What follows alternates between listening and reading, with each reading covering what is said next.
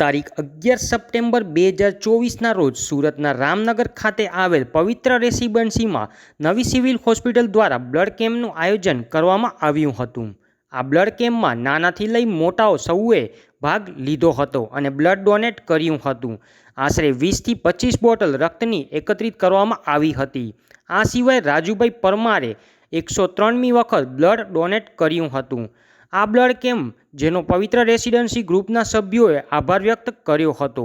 આ પ્રસંગે committee member Pachanbhai Sonara, Phoolchand Patel, વજુકાકા, Rajubhai Parmar, કિશોર પટેલ, અંબાલાલભાઈ તેમજ શશિકાંતભાઈ વગેરેએ સારી સેવા આપી હતી અને જેને રક્તદાન કર્યું હતું એમને સર્ટિફિકેટ અને ગિફ્ટ આપવામાં આવ્યા હતા।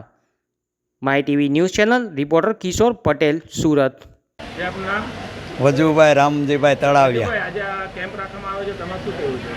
જય ગણેશ।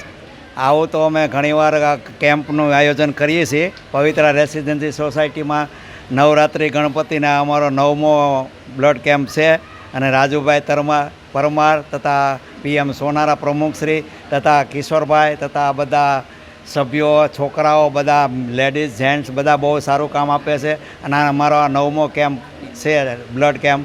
અને આ લોહી આપવાથી ઘણાને પ્રોત્સાહન મળે, ઘણાને જીવતદાન મળે અને આ બ્લડ કેમ્પમાં જે ભાઈએ ભાગ લીધો તે બધા ઉત્સાહથી આપે છે અને આનાથી અમને બહુ આનંદ થાય છે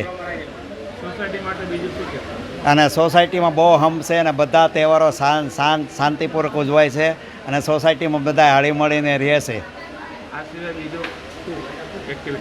અને નવરાત્રિનો પ્રોગ્રામ થાય છે, ગણેશજીનો થાય છે, પછી આ દહીં હાંડી થાય છે, ઘણા બધા પ્રોગ્રામો થાય છે અને બધા એકદમ હંપીને કરે છે।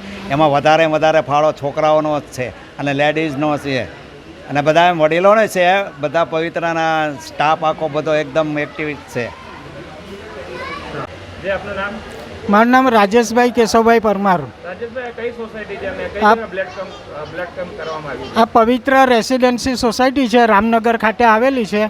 અમે દર વર્ષે અહીંયા ગણપતિ હોય, નવરાત્રિ હોય તે વખતે blood donation camp, Ayushman card એ વગેરેનું આયોજન કરીએ છીએ।